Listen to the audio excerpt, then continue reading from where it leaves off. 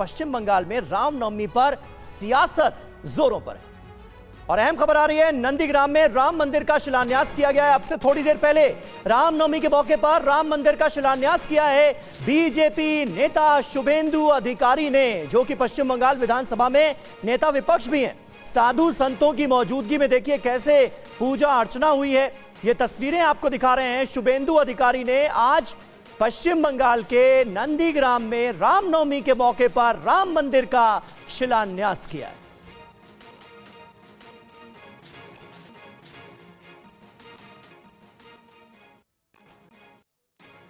और राम मंदिर के शिलान्यास से पहले शुभेंदु अधिकारी से बातचीत की है हमारे संवाददाता रूपेश कुमार। नेता प्रतिपक्ष शुभेंदु अधिकारी जी हमारे साथ हैं, पहुंचे हैं बाइक से यहां पर, जहां अयोध्या की तर्ज पर राम मंदिर के लिए भूमि पूजन होगा। दादा, पहले तो आपको रामनवमी की बहुत बहुत शुभकामनाएं। जय श्री राम। जय श्री राम। ये बताएं, क्या माहौल है पूरे बंगाल में? पूरा हिंदू सड़क में, हिंदू पूरा एकदम दार्जिलिंग से दीघा तक, अच्छा, हिल से 20,000 है क्या? हिल से सी तक सब सड़क में। आपने कहा 20,000 यहाँ पर रैलियां निकाली जाएंगी, हर हाथ में भगवा होगा। नंदीग्राम में तो कम से कम ये दिख रहा है। नहीं, पूरा प्रदेश में रात 10 बजे तक चले, तो समय 10:30 बजे बड़ा मिছিল। ये तनाव क्यों है बंगाल में? पूरे देश में है, पूरे देश में कहीं तनाव नहीं है, बंगाल में तनाव क्यों है दादा? तनाव इसलिए है तुष्टिकरण की सरकार, मुस्लिम लीग 2 का सरकार, यहाँ हिंदू का सरकार, मुस्लिम लीग 2, ये हिंदू के ऊपर अत्याचार करने वाला सरकार। यहाँ कह रहे हैं, यहाँ के हिंदू कह रहे हैं कि वो दबाव में हैं या फिर उनको दबाया जा रहा है। यहाँ बहुत अत्याचार किया। और हमारे साथ देखिए तमाम खास मेहमान भी स्टूडियो में मौजूद हैं, उनसे आपका परिचय करा दें। यतिमा चेतनानंद सरस्वती हमारे साथ मौजूद हैं, चंडी देवी मंदिर की महंत हैं। महंत अमन गिरी हमारे साथ मौजूद हैं। Professor Junaid Harris Islamic scholar हैं, वो भी हमारे साथ हैं। और बिलाल खान साहब जो कि वकील हैं, वो भी हमारे साथ मौजूद हैं। चेतनानंद जी, जिन भगवान राम का पूरा जीवन हमें और ज्यादा बेहतर, और ज्यादा मर्यादित, और ज्यादा उदार बनने की प्रेरणा देता है, उन्हीं के जन्मोत्सव पर पश्चिम बंगाल में ये जो सियासत हमें देखने को मिल रही है, जो तनाव हमें देखने को मिल रहा है, उसे आप कैसे देखेंगे? देखिए, मर्यादा तो निश्चित है, लेकिन धर्म की स्थापना के लिए उन्होंने मर्यादा पुरुषोत्तम भगवान श्री राम ने जो किया उसको बुलाया नहीं जा सकता।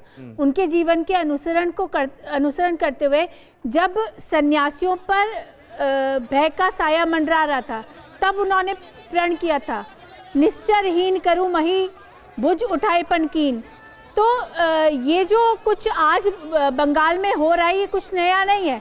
रामनवमी की यात्राओं पर लगातार पत्थरबाजी होती रही, लगातार वहाँ दुर्गा अष्टमी पर हिंसा होती रही, दुर्गा प्रतिमाओं को खंडित किया जाता रहा, ये दुर्गा पंडालों में लगातार हिंसा वहाँ होती रही। ये नया नहीं है, आज एक आवाज़ उठी है और इसको मुझे लगता है सियासत नहीं देखना चाहिए। हिंदू का जागरण है, हिंदू जाग रहा है, सनातन का उत्थान है। आप कब तक किसी को दबाकर रख सकते हैं? ये त्रासदी है इस देश की कि बहुसंख्यक समाज को अपने आयोजनों को करने के लिए बार बार न्यायालयों का दरवाजा खटखटाना पड़ता है। अपनी आस्था को पूर्ण करने के लिए बार बार न्यायालयों की तरफ जाना पड़ता है। समीर जी, त्रासदी है इस देश की। और हिंदू को जिस तरीके से कुचलने का लगातार ममता बनर्जी प्रयास कर रही हैं, हमें संदेश खाली को नहीं भूलना चाहिए, जहां टीएमसी के गुंडे महिलाओं को उठाकर ले जाते थे। तो आज जो कुछ वहां हो रहा है, मुझे लगता है ये सनातन का उत्थान है और सनातन प्रखर और प्रचंड होकर वहां निखरेगा। यतिमा जी, आप ही के सवाल को आगे बढ़ाते हुए महंत अमन गिरी जी भी हमारे साथ हैं। महंत अमन गिरी जी, हिंदुओं को जगाने की क्यों आवश्यकता पड़ रही है? ये क्या ऐसा नहीं लग रहा कि त्योहार धर्म युद्ध में बदलते जा रहे हैं? त्योहार को त्योहारों के मद्देनजर ही लेना चाहिए, और हिंदुओं को अगर जगाने का प्रयास हो रहा है तो क्या हिंदू जागे हैं? नहीं, पूर्ण तरह से आपका प्रश्न सही है। आज के समय में जो राजनीतिक पार्टियां हैं वो हिंदू एकता और अखंडता से बहुत ज़्यादा भय में हैं, चिंतित हैं और हिंदुओं को कभी जगाने की आवश्यकता नहीं हुई। हिंदू हमेशा जागा रहा, लेकिन जिस तरीके से हिंदुओं को दबाया गया, आज के समय में हम जगह जगह देखते हैं किस तरीके से हिंदू बहनों का अपमान होता है, धर्मांतरण होता है, हिंदुओं के त्योहारों पर किस तरीके से पत्थरबाजी होती है और किस तरीके से सारी कुकर्म की एक रचना रची जाती है। मैं आज इस रामनवमी वाले दिन मेरे को याद आया कि रामदास मलिक जी हैं जो पूरी तरह से हिंदुओं की सेवा में लगे रहते हैं और सामाजिक किसी भी समाज किसी धर्म को नहीं देखते, हर तरीके से सेवा भाव में रहते हैं।